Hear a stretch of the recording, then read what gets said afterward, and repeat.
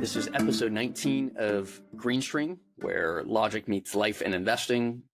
This is Marcus Schaefer, co-hosted with Pat Collins. We're both at Greenspring Advisors. Today, we have a super interesting conversation for Pat, who comes from the CPAs and is the enrolled agent. What is the difference between tax prep and tax planning? So, Pat, maybe I'll kick it over to you to get us started. As you said, this is one of my favorite topics. I'm looking forward to getting into it. This is, we're filming this in mid-October. This is the time to start thinking about tax planning. Tax preparation tends to happen after the end of the year. So in short, tax planning is really the work of trying to minimize your taxes over a given year or a multiple set of years. So all the strategies and different types of projections that go into that. Tax preparation, sometimes people call it tax compliance, is really making sure that you fill out all the forms correctly, you follow the laws, that you file your taxes on time. This is what I think a lot of people think of when they're thinking about taxes and doing taxes, is getting all of their documents, gathering them all up and handing them over to their accountant to prepare their taxes. But there's more that goes into it. We think there's a lot more that goes into it. So in the podcast today, we're going to talk a lot about the strategies that we employ or things that we look at to try to minimize tax over, a single year, but it could most likely be over multiple years. So I'm excited about it. I think it's a topic that goes, kind of under the radar sometimes. A lot of times people compartmentalize their finances. They say they have, my investments are with my financial advisor and my taxes are with my accountant. And there's a lot of kind of overlap with that. So we're going to talk about that. The last thing I would just say before we get into it is that I think it's important to think about, is this being done for you? And for most clients, they say, oh yeah, my accountant tells me, or my tax preparer tells me, hey, you should think about doing this next year or something like that. But what we found is that for many clients, the real details of looking at strategies, implementing them, trying to figure out how much tax that's going to save, that's typically not being done. The business, just maybe this is a little bit inside baseball into the finance world and financial advisors, is business of doing individual tax preparation, tax compliance, that one thing that you talked about at the beginning. It's really a volume type of base business. The tax preparers are doing sometimes hundreds or thousands of tax returns. It's very difficult to go backwards in time and say, I'm going to reach out to these people at the end of the year and do tax planning. It does happen from time to time, but what we found with many of our clients is that they're not getting that type of advice. So it doesn't mean that it can't be done, but we just think it's an important time. This time of year is a really important time to start thinking about taxes, because if you wait until January or February when all your forms start coming in, your 1099s, your W-2s, all that kind of stuff, it's too late. There's really almost nothing you can do at that point. So hopefully this is going to be timely for our listeners. Yeah, I think it really builds off of the financial plan, right? Which is strategy. A lot of people will come in, do a one-time financial plan. We're happy to help people do that. But one of the challenges, what it tells you is, hey, here's what I think my tax rates are going to be over time. And what you learn is, if you can plan that out, then you can start to think about different strategies. But then life gets in the way. And so some strategies you actually end up implementing, other strategies you don't. And then there's things that you didn't foresee that pop up that you want to take advantage of. And just to kind of build some structure to it, kind of what you essentially have to do is you have to estimate how much income you're going to have for the year before the year is finalized, which is in itself pretty challenging to do. So you have to think about, well, what are my wages? What are my potential bonuses from my employers? What about distributions from my investments? What have I done so far? And that in itself is a lot of work, and you have to do it towards the end of the year, which creates another time crunch, and you have to leave certain amounts of cushion, right? Hey, I don't know exactly what my bonus is. I think it's going to be about this. Bonuses oftentimes paid December 15th, that type of thing. So you only kind of know, hey, I think December 1, I know my bonus, and now I have 30 days to implement some of these strategies. So it's just about trying to think, what's my tax rate going to be this year? And the difference between my marginal tax rate, my effective tax rate. And then what can I do to take advantage of that based upon what I think tax rates are going to be in the future? Yes, there's a number of challenges with it. And, I come from, my father was a CPA, he did tax returns, and he was an accountant. What I've found is that oftentimes accountants, what they're really good at is the compliance part of it. They are very good at making the numbers all match up. There's a little bit of art to what we're doing here because you have to do projections into the future, whether it could be a very short future. It could be, I'm doing a projection. I need to estimate what my income is going to be between all my investments and my earned income and my business income and my real estate income.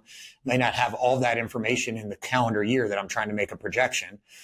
But as we'll talk about, sometimes you're doing multi-year projections to try to figure out, how am I going to minimize my tax over the next 10 years? And so that gets really tricky. We have there's no certainty around that because we don't know what our income is going to be 5 or 10 years from now, much less we don't know what tax rates are going to be 5 or 10 years from now. So there's kind of a little bit of an art to it. You have to make assumptions. It's kind of like a financial plan where you are making assumptions into the future. So I think we'll talk about that as far as how we navigate that. But I do want to make sure and stress that there's no certainty with this like there is when you are doing a tax return, which is, I know exactly what the income is because I have a form. It tells me what it is. I put it on the return and it tells me how much I get in a refund or what I'm going to owe. This is a little bit different. We're trying to make estimates there. And if you do it well, it can be really, really valuable.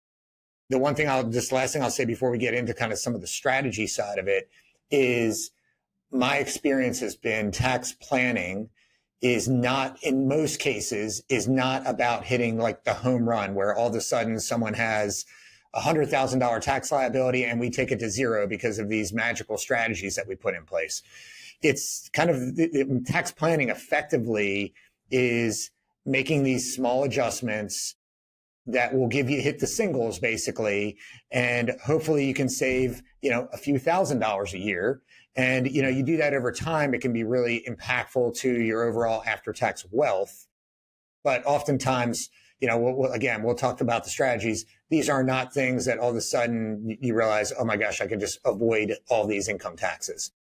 Most of the time it's around when you pay your tax, not necessarily if you'll pay tax, basically. It's, would you do this anyways? And then the question is, well, when is the best time to do that? And how can you maximize it, given you would have done it already, as opposed to some secret sauce that, it's what you always see online. The rich are using this tactic to avoid paying taxes. Yeah. That's not really what it is for most people. You mentioned uncertainty about future tax rates. Tax rates change over time, which is why there's uncertainty. The most recent tax bill that was passed perhaps gives us a little more near-term certainty than maybe over the past 5 years. We did a webinar on that. It's on our YouTube. We'll kind of link it as well. So if anybody's super interested to dive back into what's happening there, but it kind of wrote some of this stuff into law, which takes an act of Congress to overturn some of it. But then there's also different phase outs. So there is just tons of different complexity. And maybe if you're ready for it, maybe we'll just start jumping into some of this stuff right now, Pat. Before we jump into it, I guess this one comment, because you brought it up, and I think it's an important one, is thinking, because we probably won't go back to this a whole lot, is the history of tax rates in the U.S. and what that looks like. And so there's really two different rates that we always look at. There's the marginal rate and the effective rate. So U.S. system, like most, is a progressive tax system, meaning the first amount of income is taxed at 10% and then 15 and then so forth, 22, 24. So you have this progressive tax. When you think about a marginal tax rate, which is really important in the planning process, that's like the last dollar that you've earned. What is that being taxed at? So when people say, oh, I'm in the 24% bracket, that means the last dollar that they were taxed at was taxed at 24%. The effective rate, or sometimes people call it the average rate, would be if I just took my overall tax that I'm paying and divide it by my income. It's going to be lower than your marginal rate because it's a progressive system, because my first amount of tax that was paid, or my first amount of income, was at a much lower rate, and it keeps stepping up. So why is that important? Well, when you're thinking about strategies of deductions or bringing income in, the marginal rate is really important, because that's telling you what the benefit is of maybe a deduction, or what the tax is going to be if I pull income into a year. So that's really important. If you look over time, the marginal rate in the US has been all over the board. It has been as high as over 90%. For the top marginal bracket right now, it's at 37%, but it really moves around. We're definitely on the lower end of where we have been in history. Interestingly, if you look at historical average rates, meaning kind of the rate that you would pay on average of your income that goes to tax at different levels, that's pretty steady. For example, the average effective rate, I kind of did some numbers here for the middle quartile in the federal side, has been about 13%. That's currently what it is today, but it hasn't changed a whole lot. It's gone down a little bit. The highest rate, the top 1% right now in the US, are paying about 30% effective rates. The lowest quartile is essentially paying zero. They're not paying any federal taxes, really. So again, the average rate and the effective rate are important when we're thinking about this, and we'll probably talk about them. So going into kind of more of the strategies now of what you should be looking at to do tax planning, probably one of the most important questions we ask our clients and try to figure out is, what do you think your income is going to be this year versus next year versus the following year, and so forth, kind of trying to project that out. High income typically means if, for example, if I'm in a high income tax year and I think next year I'm going to be in a lower income tax year, that creates opportunities for me to try to pull deductions in to this year because I'm in a higher marginal rate.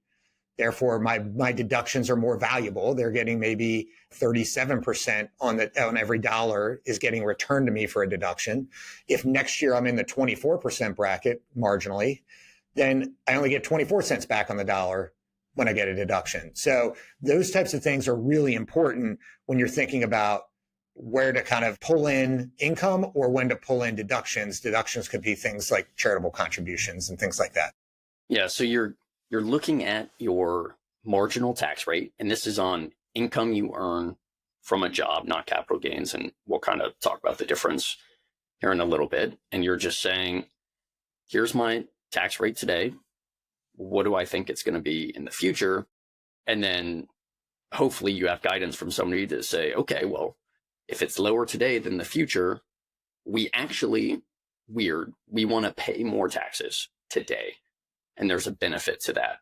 Or if our tax rate is higher today than it's going to be in the future, there's a benefit to paying taxes in the future. So we're going to do strategies to shift our income into the future when we can recognize it and pay, hopefully, the lower tax rate. And then to your point, rates are changing over time. So you probably still want to employ diversification in the sense of you're not saying all my taxes I'm going to pay in the future as much as possible. You want to have different types of accounts. Okay, so let's say, Pat, you are in a lower income tax bracket this year than you think in the future. This kind of comes into a few different scenarios. When you're younger and you're kind of climbing the career ladder, that's one. Also, right before you retire, kind of leading up to retiring, you kind of think about some of this stuff too, right? You're going to say, hey, I'm in a higher tax bracket and I'm going to drop once I retire. So what are some strategies people should be thinking about? Let's start with the idea that we're in a low bracket and we think we're going to go into a higher bracket in the future. So this is an ideal one maybe to stop and talk about what I think most of our listeners probably have access to, which is some sort of retirement plan or retirement vehicle.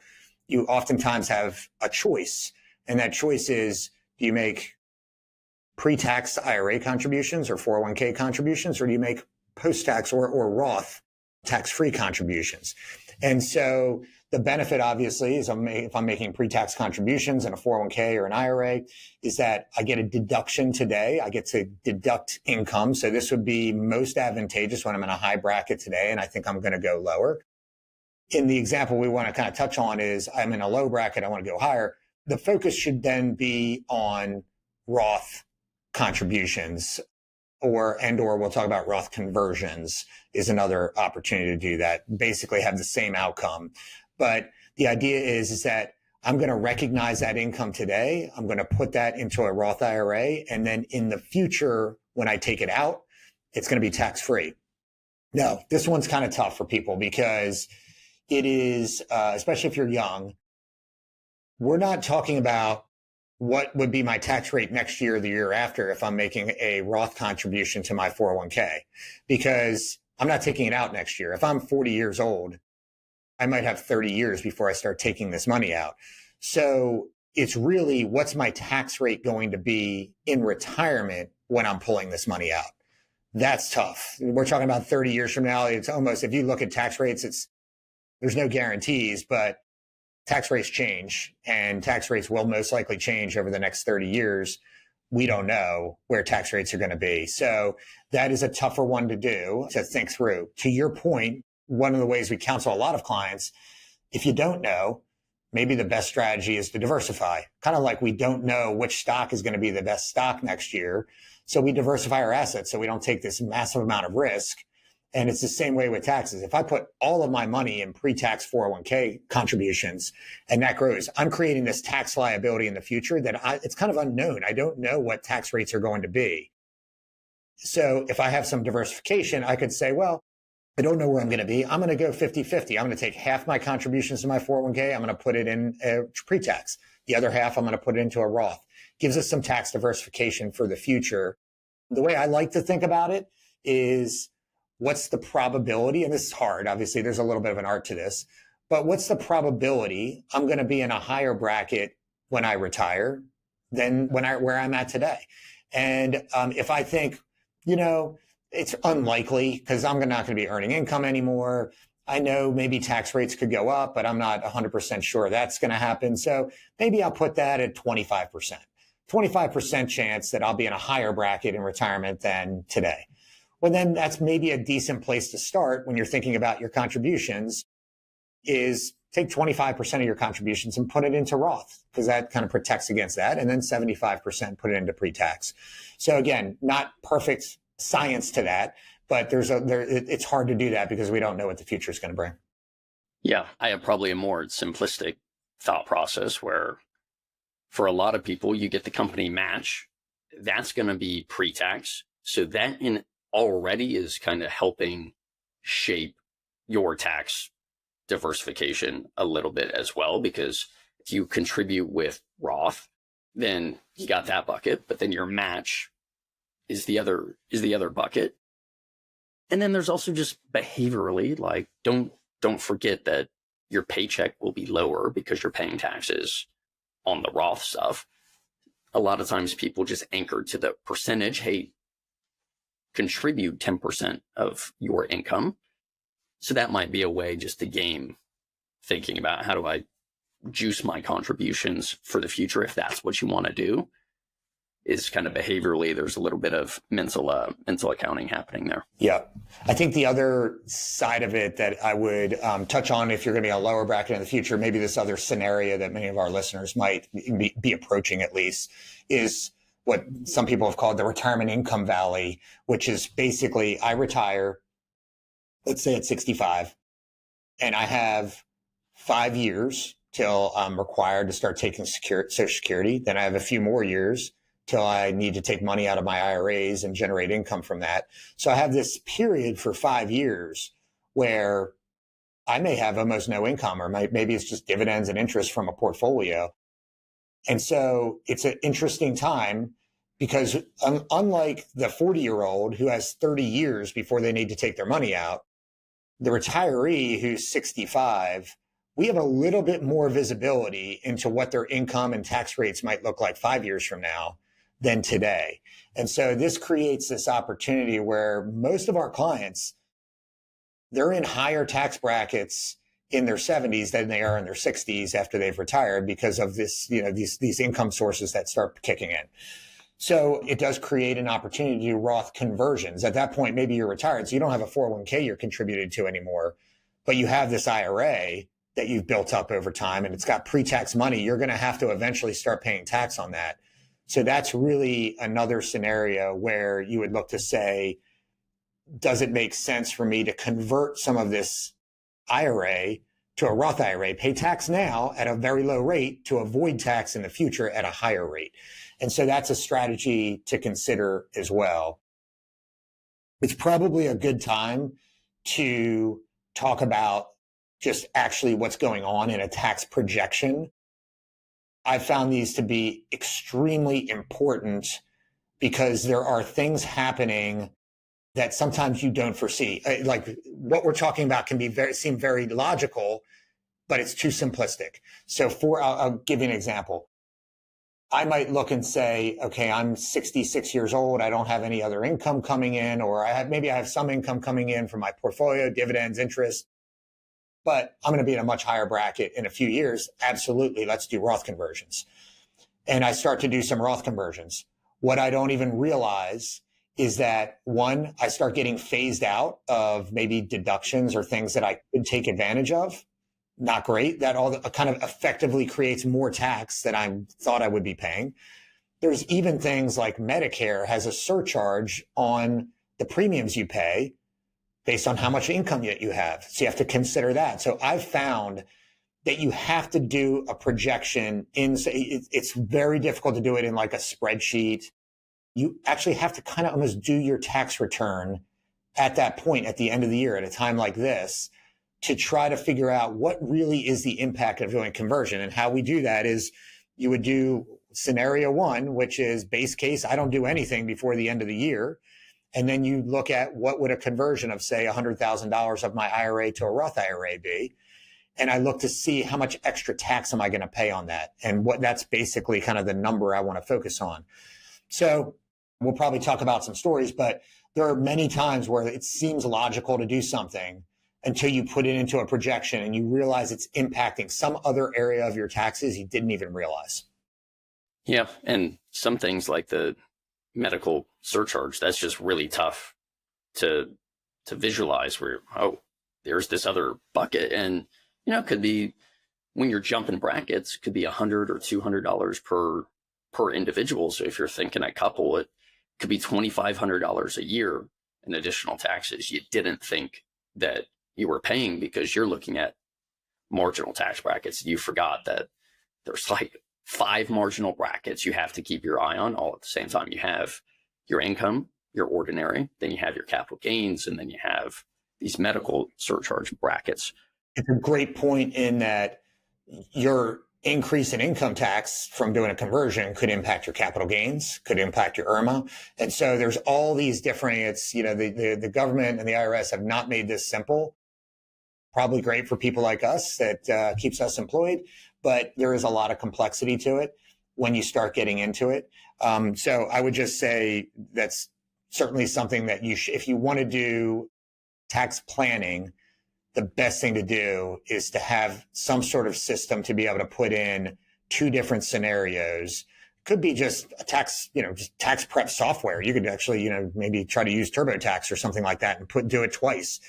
But you have to go through that exercise because it's very, very difficult to model out this kind of thing on a spreadsheet because there's so many different moving parts. I'll use one other quick example we just found with a client. We had a client with very, very high income, and they were going to be retiring in a couple of years. So it was clear that what we thought was now's the time to do a lot of charitable contributions because, again, high marginal bracket. You're going to be in this high marginal bracket for only a year or two, and then you're going to go to a much lower marginal bracket. Let's get deductions in now. And when we ran the projection, we looked at it and said, wow, this can't be right, is it? We're not, it's actually more valuable to wait to take the deductions till after they retire. And what we found was with the new bill is that there was phase outs happening that were not giving them credit for these deductions. It should have made it was better for them to hold up their cash or, save their cash and do their charitable after they retire. So these are things where it like doesn't seem intuitive, but unless you have software to kind of really review it, or you have some sort of tax prep type of software like a TurboTax, it's hard to figure that out. It gets to this point you raised earlier about this is hitting singles and doubles, and it's not hitting home runs. And some of the things, maybe in a second, we'll just list out a bunch of different tactics you could use in these different scenarios. But we had somebody that was asking us, hey, have you thought about doing where you contribute to a IRA and then you convert it to a Roth? We could talk maybe about the rules. And the response was like, well, I can only do like $8,000 a year. So I haven't, it just wasn't like as important relative to my account size. We hear that a lot. And that's kind of one of the benefits of, yeah, it's only $8,000 a year. But if you did it 5 years in a row, then it's starting to be meaningful. And this is the type of thing that is just there is just so much to keep track of. Let's just name some different strategies you could do, right? So we have, that's a Roth conversion. What else do you have, Pat? If we're talking about low income and expect to be in a higher income, two strategies that you would be thinking about in broad sense would be, I want to pull income into this year. That's what a Roth conversion does. You're taking it, instead of taking your income later, you're taking it now. And I want to push deductions out into future years. Basically, I don't get, if I'm in a low income bracket, because, in most cases, I'm going to get more bang for my buck when I'm in a higher income tax bracket. So that would mean maybe delaying charitable contributions to the following year could potentially be a strategy that you would look to do. Again, like I said, it could mean changing the mix of your 401k contributions to overweight Roth versus pre-tax.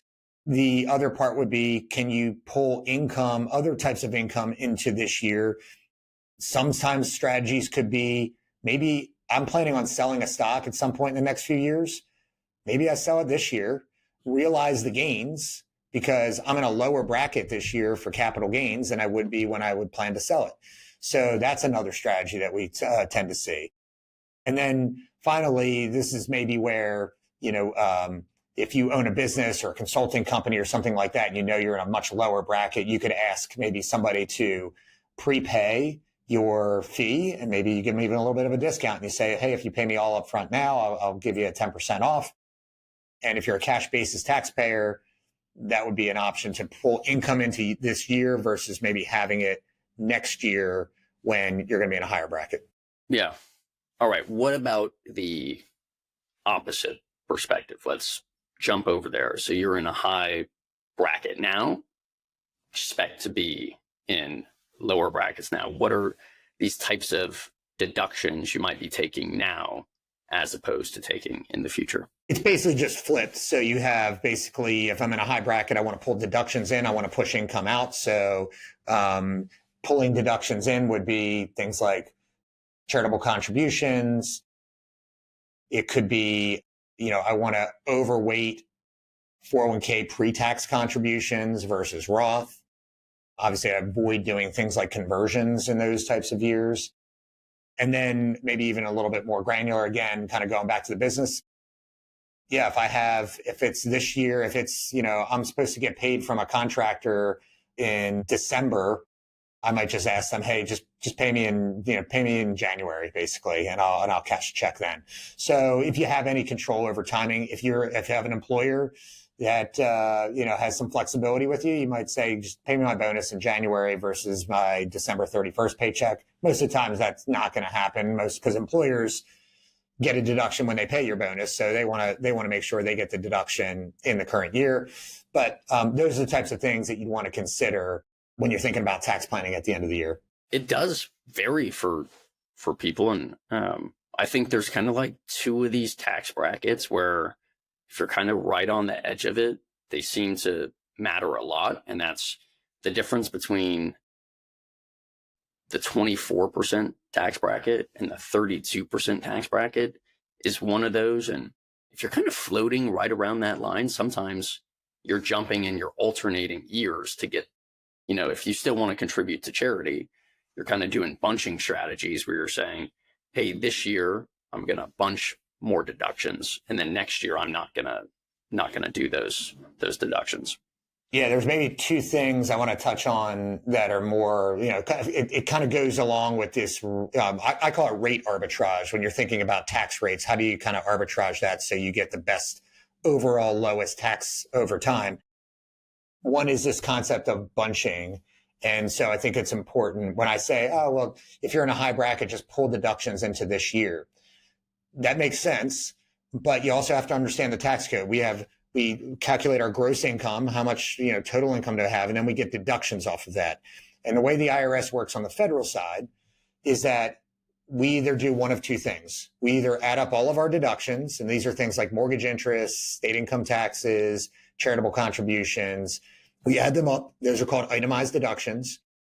Or the government says, you don't have to do any of that stuff if you don't want. We'll just give you a standard deduction. And in most cases, you take the greater of the two. So, for example, if you're, over 65, I think the standard deduction is around $34,000 right now. So if I am giving to charity, let's say I've got my mortgage paid off and I have, $5,000 of state income taxes that I paid. When I look and say, should I make a charitable contribution this year?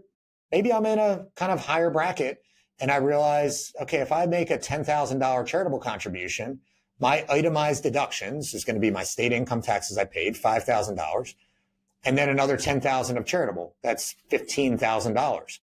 My standard deduction is $34,000. I'm going to take the standard. So I got no value in making a charitable contribution. I think a lot of people have not fully grasped that. Like, there is almost no value unless you are exceeding the standard deduction. And even if I did make a charitable contribution, so let's say I say to myself, I really want to get some benefit out of this charitable contribution. So let's make sure I get over the standard.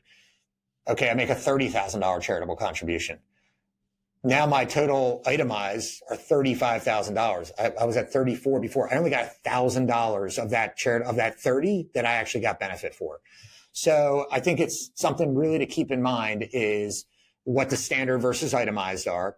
And if you are going to do itemized deductions, this is where this bunching strategy could come into play, where you say, instead of making charitable contributions every year, I'm going to do 5 years of charitable all at once. And then I will then wait for 5 more years and do it again. So all of a sudden now I have a much greater amount that could go over the itemized deduction. So that's the first kind of thing to think about is bunching these things. The other one would be when you're thinking about, let's say, a Roth contribution or a Roth conversion, you're going to pull income into this year. It's really important when you do the projections to figure out how much room, one of the questions will be, how much do I do? How much Roth conversion do I do? Well, to your point, there's different rates where you move into higher rates. So you want to be mindful of that and say, if I'm in the 22% or let's say the 24% bracket, and I have $60,000 of additional income I could take before I go into the next highest bracket, that would be a scenario where I would say, okay, well, let's try to fill that bracket up with $60,000 and not go into this next bracket, because then I'm getting, an extra 8% or so of tax on every dollar above that 60 that I put in. So these are some of the types of things when you're thinking about these kind of, am I in a high bracket? Am I a low bracket? When should I take deductions? There's also these kind of underlying strategy of understanding where you are within your rates. And then if you're going to do deductions, potentially looking at how much is itemized versus standard and bunching things if that makes sense. Yeah, that's excellent. And then what about, so this is kind of like all of these are mostly available to W-2 employees. But if you're a business owner, and depending on the size of the business, there might be some additional tools that you could be thinking about. So as a business owner, what are some of those additional levers that they might be able to pull? A lot of it obviously comes down to deductibility of expenses. A lot of times, I don't want to get too much into that because there's some gray areas as far as what you can deduct, what you can't. But I would say the big ones, depending on the size of your business, how many employees you have, on the retirement plan side, there certainly are different options that you could consider. And this is where you want to bring in an expert to understand what's the benefit or the value of these. But the IRS, most people are just used to 401ks to save for retirement.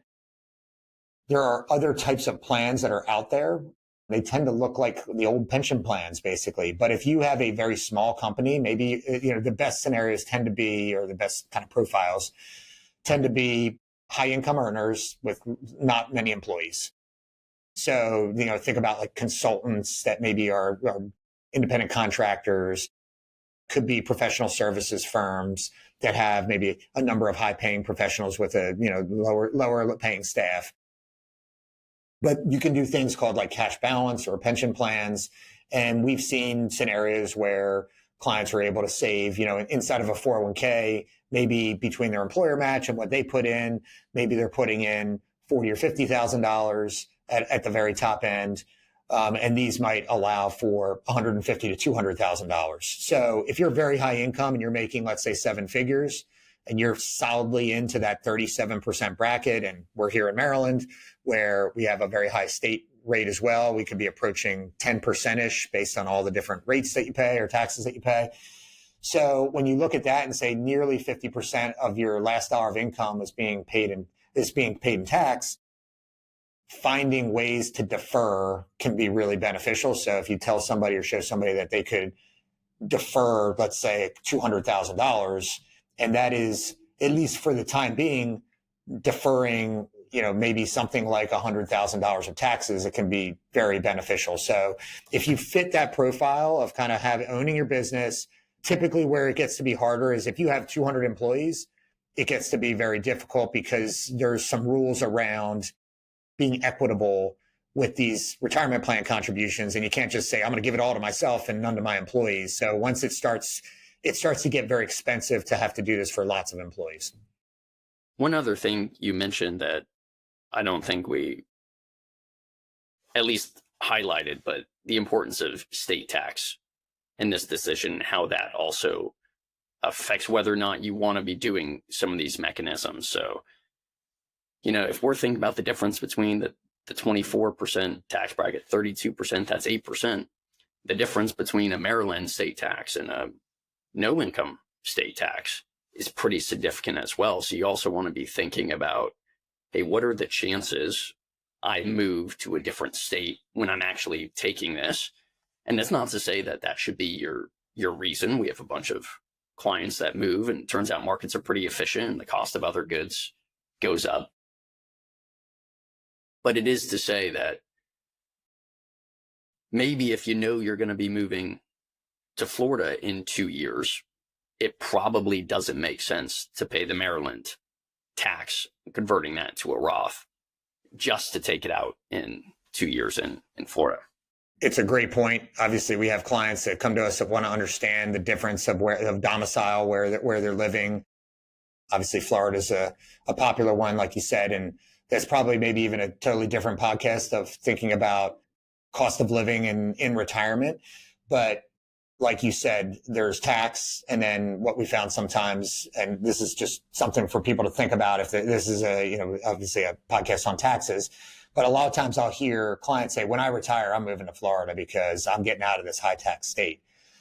What they don't realize when you do the math is all of a sudden you have no income anymore, or your income goes down significantly. The time to have moved would have been when you were in your highest tax years, your highest earning years. So you get a minor benefit by moving in retirement, but then that's oftentimes offset with things like property insurance, for example. All of a sudden you now have a $20,000 property bill. Your Maryland tax would have been $18,000 and you realize, it's basically a wash. So, you want to think through that before you make the move. One of the other things that I think tends to be a topic that people want to understand is this time of year, if we're doing tax projections, is, well, am I going to get a refund? Am I going to owe money? How much? How do I make sure I'm withholding the right amounts? So I thought maybe just for a minute, we could talk about just making sure you avoid penalties, making sure you're, setting up your kind of withholding strategy correctly. So there's basically a rule with the IRS and with most states, which is called the safe harbor rule, which basically says if you meet the safe harbor, you don't owe any penalties on your when it comes to filing taxes. which is great. So there's two ways you can meet the safe harbor. One is you have to withhold at least 90% of your current year tax. So if I know this year I'm going to owe $100,000 in taxes, I need to make sure I've withheld or paid in estimated taxes $90,000. If I've paid 80, I'm going to have a penalty, because basically what the IRS does not want is for me to not pay any taxes, get to keep all that money all year, and then just pay it at the very end. So there's a penalty, there's interest that's due on that. The other way to meet the safe harbor is I pay, depending on your income, but let's say I'm a reasonably high income, it's 110% of my prior year tax. So if my prior year tax was $100,000, as long as I pay in $110,000, I'm fine. I don't have to pay any penalties. So how do you plan around this? This is another interesting planning topic to think about. So if I'm going to go into, let's just say last year, use that example, I paid $100,000 in taxes. Let's say this year I'm going to owe $500,000 in taxes. Maybe I'm selling a real estate property. I have something big happening. I get this huge bonus, whatever that may be. I want to make sure I use the safe harbor from the prior year, because I don't want to pay pay the government any sooner than I have to. That tends to be our strategy. Even if you say, I don't like surprise, I don't want to have to pay anything, that's fine. Just set up an account, earn your interest for a year, and then pay it to them. Know that you have that money set aside. But in this example, obviously, I don't have to pay $110,000 to avoid penalties. I know I'm going to have, in that example, a $390,000 tax bill come next April, but I can keep that money sitting in an account, and I can pay it next April, and I can earn interest throughout the way. So that would be the strategy. If you're going to be in a much higher bracket, use the prior year safe harbor. The other way would be, what if I'm going into a super low bracket? Let's just say, last year I made, I paid $100,000 in taxes. This year, because maybe I retired, I'm only going to pay $20,000 in taxes. Well, I don't want to withhold 110% of my prior year tax, because I'm not going to owe that. I'm going to get this gigantic refund. I'm giving the government money earlier than I actually have to. So in that case, I should be doing 90% of my current year tax. I should look at that and say, let's estimate it. And I need to just make sure I put in at least $18,000 to meet my tax safe harbor. So the last thing I would say on that is, accountants pretty much always, I've seen, tend to err towards just pay the safe harbor based on prior year tax, because it's a known quantity. I know when I do my taxes, I know exactly what 110% of the next year tax is. Paying 90% of the current year tax is kind of risky, because I don't know what the tax is going to be throughout the year. I don't know exactly how much income I'm going to earn. So it takes more work. It takes being more proactive. But I would just say it's something to think about when you're trying to avoid penalties, is thinking about which safe harbor method do I want to take? Yes. Yeah. And then, just thinking about which method you want to take, how do you pay those estimated taxes, right? So you could do the 4 quarterly payments. There's a website and a system set up to do that. You could withhold. Somebody like us could help you do the withholdings from accounts, especially if you're a retiree and you're drawing on Social Security. There's an avenue to do that. We could help with the RMDs and withholding from there, so it's not too onerous. I think there's some ways about that. But again, I think this is a great example of singles and doubles. It's, hey, do you want somebody else to hold on to your money for a little bit, or do you want to have control over it? A big principle we have in investments is there's value in optionality, right? I have the money that gives me flexibility if I need to use it or I need to leverage it. And I value that flexibility as opposed to giving it to the government, getting a refund. Yeah, I just had a client. We've had several of these this year across the firm that have sold businesses and had really, really large sale prices and capital gains. And we've calculated the tax, and obviously we could pay their safe harbor through 90% of their current year tax. But if they're going to owe $5 million in taxes, and we do the math and say, wow, we could put that in a T-bill for a year before you owe it, and that might earn close to 4%. And all of a sudden, that's $200,000 of interest that you could earn on that money that you're going to owe in tax. Like, That seems even like more than a single a lot of times. That could be a double, one type of thing. So yes, sometimes it's nice just pay the tax and be done with it. Our feeling is take as much advantage as you can for as long as you can with money that you have to pay taxes on. Exactly. And you kind of bring us into this interplay between the investments and the taxes. Investments are going to kick off two different types of income, right? You have ordinary income that they kick off, and then you have capital gains. And I think that those 2 points, this is why tax location, asset location is so important, right? Putting investment types that kick off income type taxes into tax deferred accounts is super helpful because, think about if you had $5 million in cash, you're going to have to pay income tax rates on the interest that's earned from that. So you just have to think a lot about that. And index funds have been amazing, but they kind of hide some of these different less efficient investments like REITs. They kind of hide them within something that you think is more efficient. And that's just probably basis points of added expense ratio would be one way to think about it. But it could really hurt if your account's big enough and you're right at the cusp of some of these marginal tax brackets and the ability to not do certain tactics.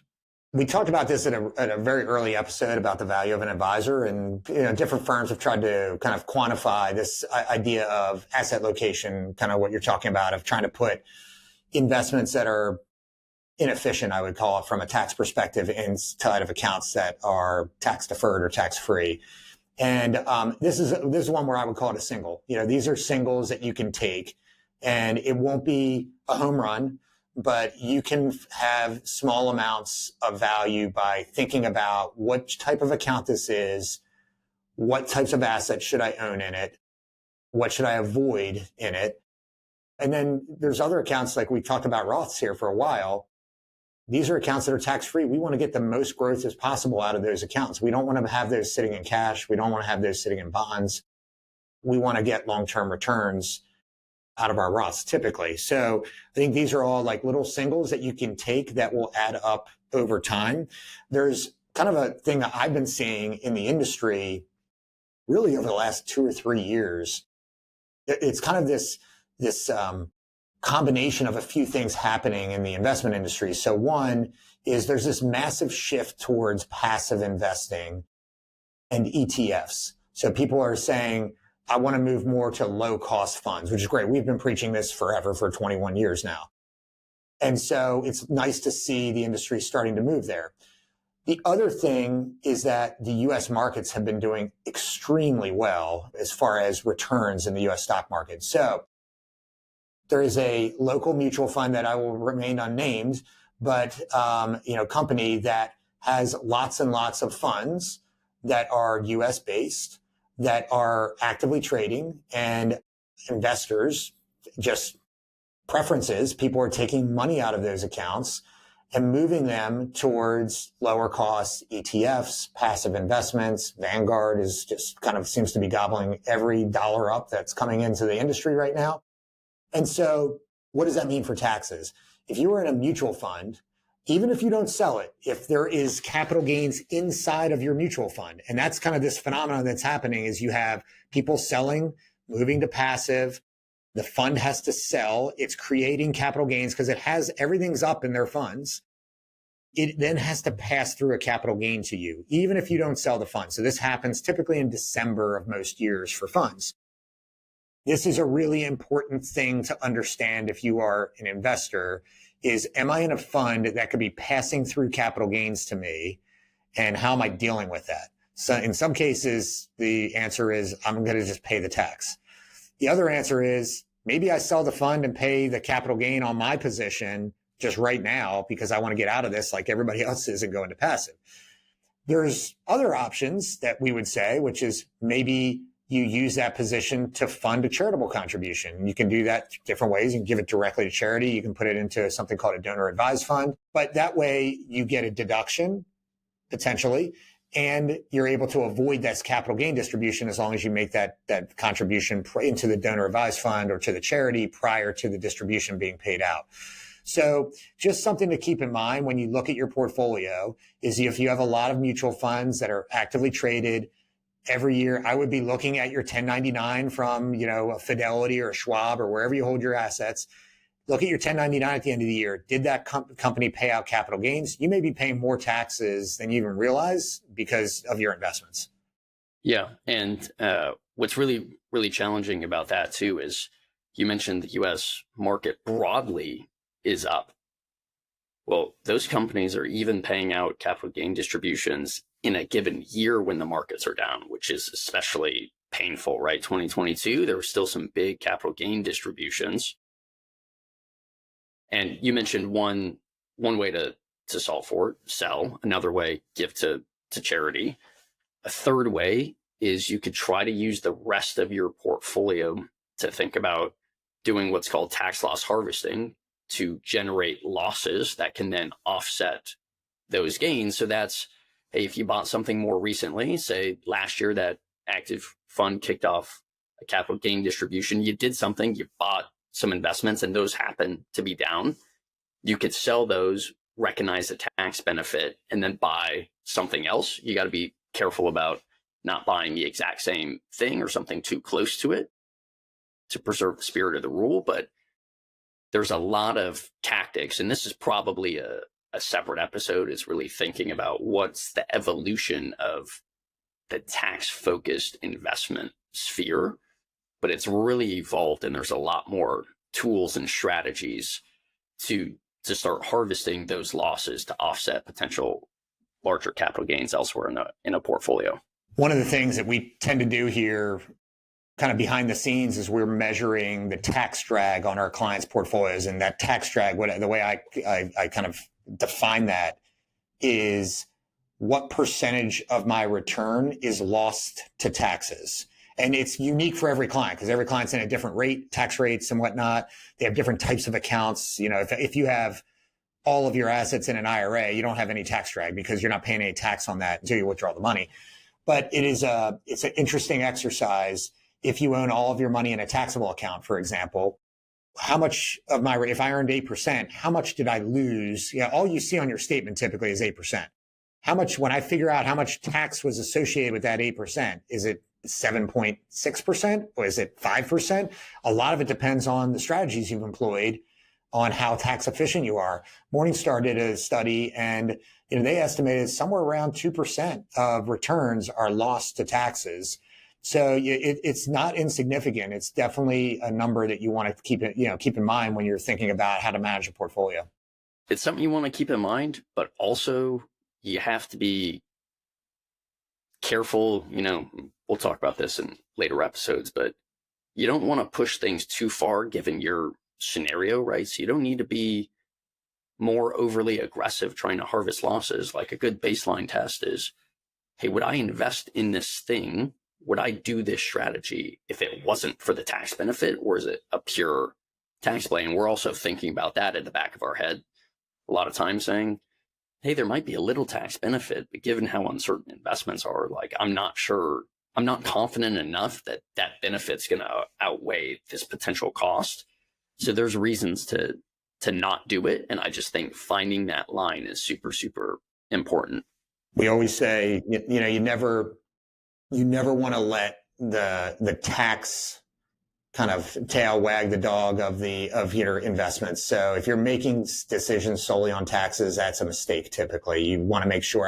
I use the example of, I got into this industry during the tech boom, and I had clients that had made lots and lots of money on technology stocks that ultimately went bankrupt, and most of them did not want to sell because they didn't want to pay the tax. I don't want to pay capital gains taxes on this. Well, 1 year later, surprise, you don't have to pay any taxes because you have no more gains anymore because the stock went to zero. So, that's making a decision based on tax is never a good thing, solely on tax.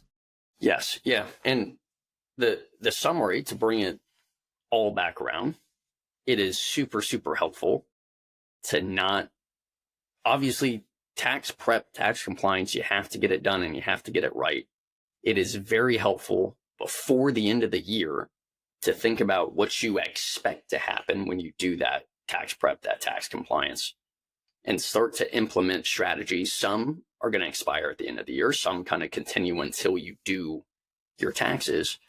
But think about doing some sort of tax planning in advance so you can start implementing what has to happen, and so that you can actually make some of these tactical things that will, if you're doing them, you expect them to add value over time. That's a big part of what we think a good financial advisor should be doing, is coordinating with the CPA to make sure that, hey, again, if you're going to do this, regardless of tax benefit, if we could get a higher benefit for it, then let's try to maximize any decision you're making. Yeah, just the last thing I'll add, and just kind of reiterate something we said early on, would be I agree 100% with everything you said there. If you're going to do some tax planning, though, make sure you have some tool to be able to do it with. Don't just do it on the back of an envelope. It can damage you if you don't understand all the different implications of making changes to bringing income in, pushing it out, things like that. Yes. Well said, Pat. Thanks. Thank you.